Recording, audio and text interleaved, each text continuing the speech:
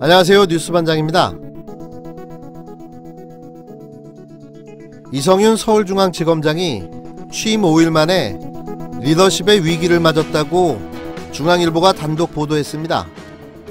17일 중앙일보에 따르면 조국 전 법무부 장관 일가 수사의 실무지휘자인 송경호 중앙지검 3차장은 이 지검장 취임 뒤 열린 16일 첫 확대 간부회의에서 윤석열 검찰총장의 취임사를 읊으며 정치, 사회, 경제적 강자의 불법과 반칙을 외면하는 건 헌법과 검사의 직무상 의무를 위반하는 것이라고 말했다고 전했는데요.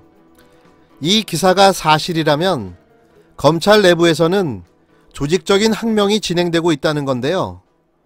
이거 심각한 상황으로 보여집니다. 어떻게든 검찰개혁을 저지하고 막아보자는 최후의 발악처럼 느껴집니다. 정말 이런다고 검찰개혁이 중단되겠습니까? 한마디로 무진장 애를 쓰고 있는데요. 공수처법 통과, 검경 수사권 조정법안 통과, 흐르는 강물을 거꾸로 거슬러 오를 수는 없는 거죠. 그냥 순응하고 역사적 운명으로 받아들여야 하지 않겠습니까? 더 이상의 검찰의 발악은 추하기만 합니다.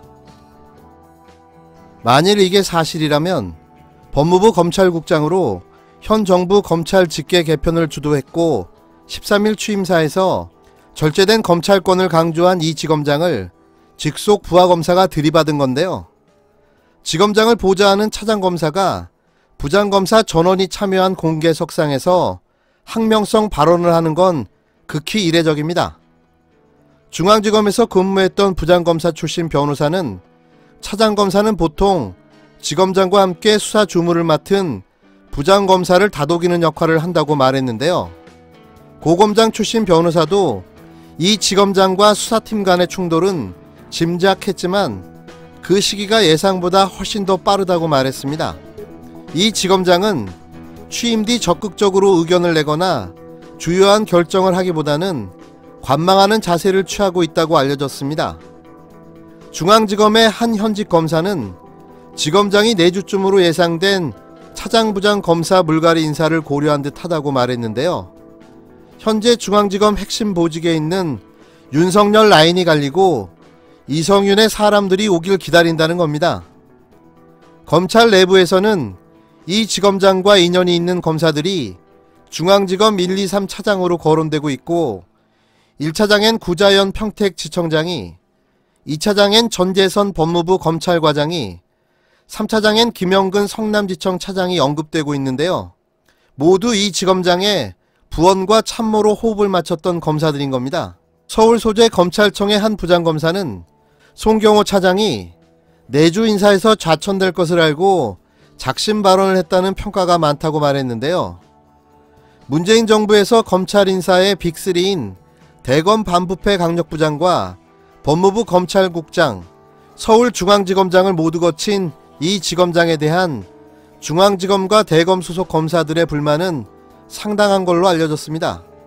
지난 8일 인사로 좌천된 한 대검 간부는 이제 이성윤을 같은 검사로 보지 않는다고 말할 정도인데요.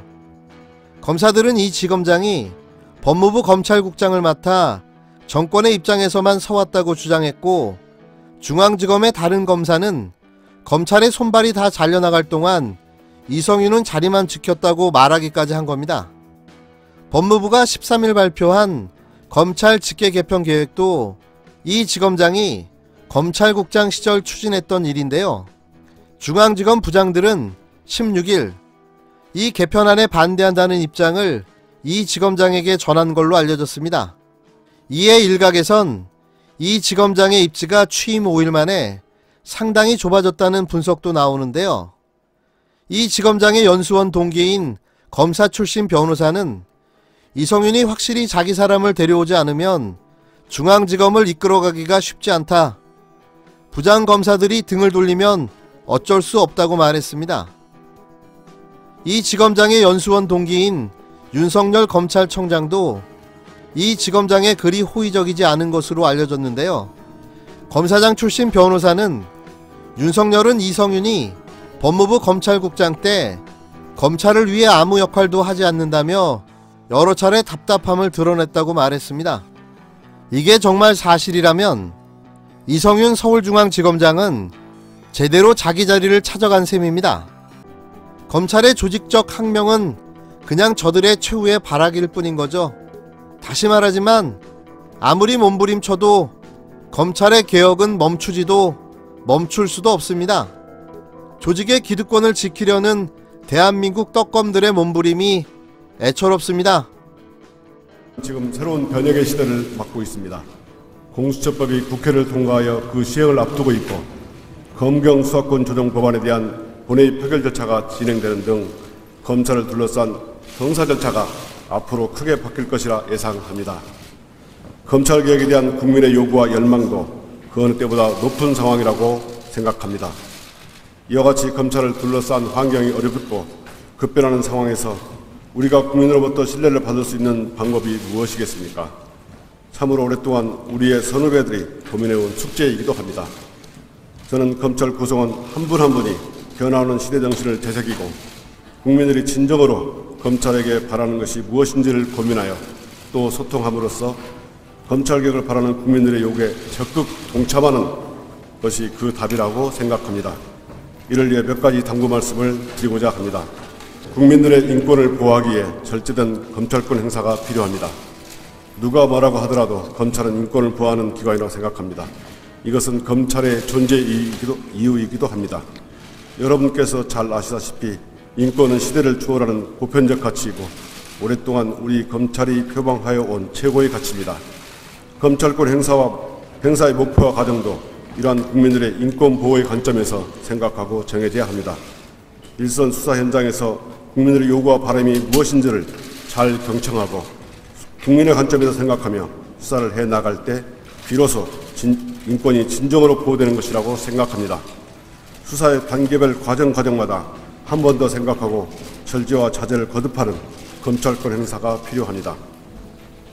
절제된 수사 과정을 통해 실체적 진실이 규명되고 인권 보호도 이루어져 궁극적으로는 당사자 모두가 수긍하는 수사 결과가 나올 수 있을 거라고 생각합니다. 이러한 관점에서 최근 제정된 인권보호 수사규칙과 형사사건 공개 금지 등에 관한 규정 등 과거 수사 관행을 개선하기 위해 새로 도입된 법령을 철저히 준수하여 인권보호 수사가 정착될 수 있도록 노력하여 주시기 바랍니다.